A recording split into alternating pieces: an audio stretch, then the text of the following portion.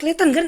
Gila. Flip botol sirup bos, gila dewa bet dewa gue men, bisa dong tadi diri dong di sini tadi bos. First testing, pertama kali ngetes langsung hoki emang coy ya. Jadi di sini kita bakalan coba untuk ngebahas 2 berita lagi ya men. Jadi akhir-akhir ini emang banyak banget berita-berita yang pengen gue bahas, jadi makanya gue gabung-gabungin ya coy ya. Makanya kenapa setiap gue bikin video sekarang pasti ada 2 berita coy ya, karena sekarang lagi banyak banget berita-berita coy ya. Sayang banget kalau misalnya nggak gue bahas secepat mungkin gitu. Jadi makanya gue gabungin biar cepet ya coy ya. Jadi di sini gue bakalan coba untuk ngebahas 2 berita lagi, dan berita yang pertama ini adalah berita tentang aliansi dokter dunia men. Kalian tahu nggak yang akhir-akhir ini viral juga coy? Dalang atau orang yang memimpin aliansi dokter dunia embel-embelan itu udah ditangkep coy ya. Jadi gue baru dapat beritanya bahwasannya dia baru aja ditangkep atas kasus hoax atau penyebaran hoax. Nah untuk berita yang kedua ini agak-agak sedih ya coy ya, yaitu tentang anak hilang misterius coy. Anak-anak yang hilang akhir-akhir ini udah belasan hari coy, tapi sampai sekarang belum ditemukan gitu. Yo, halo man, kembali lagi bareng Spinach dan ya. Oke teman-teman, jadi video kali ini gue bakal gue bakalan coba untuk ngebahas 2 berita seperti yang gue bilang di awal tadi ya cuy ya. Nggak perlu gue ulangin lagi karena capek bos. Yang pertama itu adalah tentang penangkapan dalang utama atau pendiri dari aliansi dokter dunia yang embel-embelan itu sudah ditangkap oleh kepolisian cuy. Oke, kita bakal langsung aja ke Instagramnya men, let's go. Oke cuy, kita udah ada di Instagramnya men. Nah di sini cuy, kalian bisa baca dulu captionnya ya cuy ya. Aliansi dokter dunia, kalau ingin sampaikan ilmu dan fakta jangan asal catut nama alias berbohong. Oke, jadi men ya, gue jelasin sedikit coy. Sebenarnya gue udah pernah ngebahas berita ini ya tentang aliansi dokter dunia yang mengatakan bahwasanya COVID itu palsu gitu kan. Nah gue sempet ngebahas dan disitu gue nggak tahu bahwasanya video itu hoax itu. Nah setelah gue bahas, ternyata ada tanda-tanda dimana video gue itu bakal kena strike coy. Jadi makanya pembahasan gue itu gue hapus. Pernah gue upload coy, pernah gue bilang juga di kolom komunitas. Jadi mana gue bilang video hari ini kita hapus dulu ya coy ya. Kenapa? Karena ada tanda-tanda gue bakal kena strike itu. Nah kalau misalnya gue kena strike ya pak ya, aduh men, seminggu nggak bisa upload ya cuy ya. Seminggu nggak bisa upload tuh susah juga gitu ya. Nggak kecium tuh bobo dolar gitu kan. Kasian juga tuh dompet gue gitu kan. Kalau misalnya gue biarin video itu, ujung-ujungnya gue bakal kena strike dan akhirnya gue nggak bisa upload seminggu. Gue nggak bisa menghibur kalian seminggu coy. Yang ada ntar kalian kesepian ya men ya. Oke men, jadi hari ini gue dapet berita yang dimana pendirinya atau orang yang mendirikan aliansi embel-embelan itu ya cuy ya, aliansi dokter dunia, yang katanya itu dokter-dokter dari seluruh dunia, padahal bukan ya cuy ya. Nah di sini nama dari pendirinya, bukan pendiri sih, lebih tepatnya kayak dalang utamanya ya, orang yang menggerakkan aliansi ini sepertinya cuy ya. Jadi nama dia itu adalah Dr. Heiko Schönning gitu. Jadi dia itu kalau misalnya kalian lihat di videonya, dia emang berada di tengah-tengah dan dia yang membuka percakapan tentang COVID itu coy. Jadi emang dia dalang utamanya gitu men, oke. Apa yang dia sampaikan di video itu tuh hoax gitu men ya. Dan gue nggak bisa bahas lebih lanjut tentang videonya. Kenapa? Karena kalau misalnya gue bahas, seperti gue bilang tadi bos ya, kena strike ya, ntar dompet gue nangis gitu. Serem aja gitu pak ya, nggak bisa ngupload seminggu, ntar gue nganggur lagi gitu pak. Jadi makanya gue cuma bisa ngebahas tentang orangnya ya yang ditangkap gitu coy. Oke, coba kita play video nih men. Oke, jadi itu dia coy.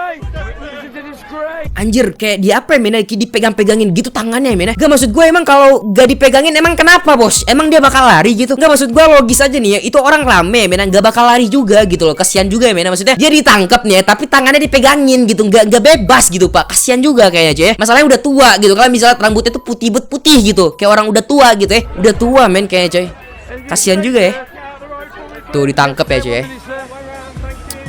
Makanya bos, kalian ya kalau nyebarin hoax itu jangan, maksudnya jangan parah-parah banget gitu. Kalau bisa jangan ya cuy ya. Maksudnya kalau misal kalian ingin menyebarkan sesuatu, tolong diperhatikan lagi cuy ya, apakah ini benar atau tidak gitu. Karena kalau misalnya nggak benar, yang ada ntar kalian yang ditangkap ya cuy ya. Karena menyebarkan hoax itu bisa fatal banget ya cuy ya akibatnya ya. Karena orang-orang bakal percaya dengan berita yang kalian sebarkan. Nah ujung-ujungnya misalnya berita yang kalian sebarkan itu negatif ya, orang-orang juga bakal mendapatkan sisi negatifnya gitu. Maksud gue ya, kalau misalnya kalian menyebarkan tentang COVID itu palsu ya, orang-orang bakal nggak takut lagi sama COVID, dan ujung-ujungnya apa coy? COVID bakalan lebih melonjak lagi ya men. Jadi hati-hati aja ya men, kalau misalnya kalian ingin menyebarkan sebuah berita men, oke? Oke coy, sekarang kita udah siap bahas berita yang pertama ya men. Nah kalau misalnya kalian ingin lihat nih ada poin-poinnya juga nih ya, kalian bisa langsung baca aja, bakal gua taruh linknya di deskripsi. Jadi di sini ada poin-poinnya, kalian bisa baca sendiri. Gua nggak bakal baca ya coy, karena ini panjang banget ya bos ya. Oke coy, jadi sekarang kita bakalan coba untuk ngebahas berita yang kedua nih men. Nah berita yang kedua ini tuh gimana ya cuy ya, sakit hati juga gue liat ya men. Maksudnya kayak kayak apa ya, maksudnya ini tuh anak-anak ya men, umurnya masih sekitar 7 tahun bos, hilang tiba-tiba. Bukan satu doang, 3 orang bos ya. Dan di sini tuh masih viral sekarang men, masih dicari gitu karena sampai sekarang belum ditemukan men. Nah sekarang kita coba dulu dengar videonya ya, karena ini ada penjelasannya dari kakak manis ini ya men. Sampai hari ke-10 usaha pencarian ketiga anak yang hilang sampai hari ke-10 bos. 10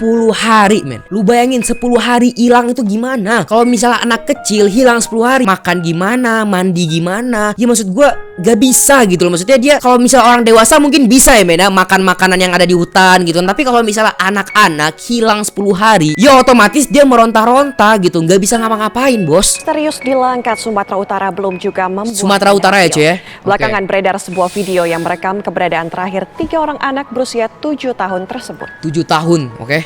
7 tahun. Nah ini men beritanya nih. Ini tuh video terakhir penampakan anak-anak itu ya cuy, yang direkam oleh seseorang warga ya cuy. Coba kita lihat video nih men. Yang sempat merekam keberadaan terakhir 3 orang anak sebelum dinyatakan hilang sejak 10 hari terakhir. 3 anak yang hilang yaitu Yogi Tri Herlambang. Ini anak yang pertama namanya Yogi, dia yang pertama muncul di videonya. Anak yang pertama melintas. Oke. Lalu Nizam Aufar Reza yang nah namanya Nizam yang pakai baju kuning ya cuy ya. Jadi ini yang kedua. pakai baju kuning. Dan Alvisa Zahra, anak yang terakhir melintas. Nah ini yang ketiga, cewek bos, cewek. Kalau laki-laki mungkin masih kuat lah gitu ya. Nah kalau misalnya perempuan hilang 10 hari lebih, gimana? Gimana dia makan bos? Gimana dia tidur? Gimana dia istirahat? Maksud gue coy, gue sakit hati aja men denger berita ini. Sumpah dah, gue berdoa gitu ya, semoga anak-anak ini cepat ditemukan dan semoga baik-baik aja coy. Mereka merupakan warga desa Namanjahe, Kecamatan Salapian, Kabupaten Langkat, Sumatera Utara. Sumatera Utara ya cuy ya. Dinyatakan hilang misterius pada 18 Oktober lalu. Oke, 18 Oktober bos. Sekarang udah berapa? 30 ya? Kam Sulastri yang merupakan tetangga ketiga bocah yang hilang itu. Oh Sulastri yang ngerekam men, tetangganya ya. Pihak kepolisian sudah memeriksa Sulastri sebagai saksi yang terakhir kali melihat keberadaan ketiga anak tersebut. Sulastri menjelaskan hanya sedang merekam kegiatan alat berat ekskavator yang bekerja membuat parit di lahan perkebunan. Oh ini Sulastri ya cuy. Oke. Ia mengaku tidak memperhatikan lagi keberadaan anak-anak itu setelah ia merekam kegiatan alat berat. Oke. Ya ketiganya ya lari ke sana lari ke sini sambil nonton gitu lah. Tadinya kan dia ke pinggir paret. Udah gitu rasanya kurang puas dia nyebrang. Maksudnya nyebrang teh mana gak di hadapannya gitulah nengoknya. Bukan nyebrang ke sana bukan. Ya kayak di video kan jongkok, orang itu temen kayak apalah seneng gitu nengoknya. Tengok kemana? Nggak ada perhatikan lagi kemana? Nggak ada lah. Nggak ada perhatian ya? Bedanya berarti ya kan punya pulang ya kan namanya belum disiapkan kan yang mau siap.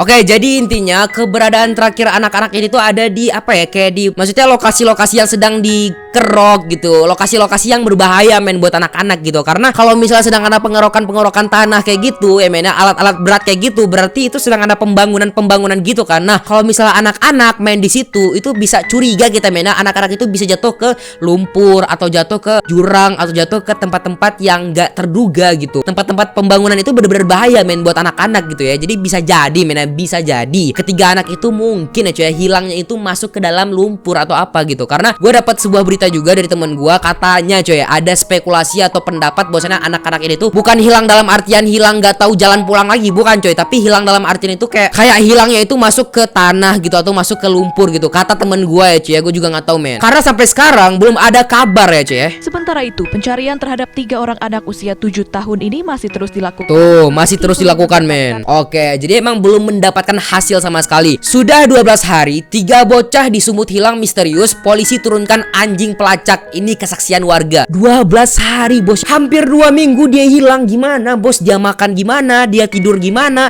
Dia istirahat gimana?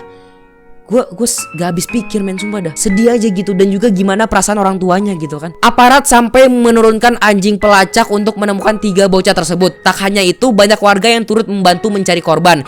Namun hingga kini hasilnya masih nihil coy. Oke, jadi ya segitu aja men ya pembahasan hari ini ya. Berita hari ini cuma itu doang, 2 itu. Dan ya gue cuma bisa bahas itu doang karena ya belum ada kabar terbaru ya cuy dari anak-anak hilang tersebut men. Oke men ya, jadi segitu aja pembahasan dari gue. Dan semoga gue berdoa anak-anak itu semoga cepet ditemukan ditemukan ya cuy ya, karena gue kasihan juga sama orang tuanya men, pasti panik banget ya cuy ya. Dan juga kalau misalnya anak-anak tersebut masih hidup, dia bakal kesiksa banget cuy ya. Kenapa? Karena nggak bisa makan men, nggak bisa tidur, nggak bisa istirahat gitu. Dan kalau misalnya dia tenggelam ke dalam lumpur, lebih lagi men, kasihan banget gitu, nggak tenang gitu jasadnya men. Jadi makanya di sini gue berdoa semoga anak-anak tersebut baik-baik aja cuy ya. Dan kalau misalnya ada berita-berita terbaru, kalian bisa komentar di bawah ya men. Nanti mungkin bakalan gue jadiin video update dari berita-berita ya cuy. Oke, yaudah guys ya, segitu aja pembahasan dari gue. Jangan lupa di like, subscribe, dan see you in next video and bye bye. Sedih banget ya cuy ya berita-berita akhir-akhir ini men ya, hoax gitu, anak-anak hilang gitu, penghinaan terhadap Islam gitu kan. Sedih aja gue akhir-akhir ini men.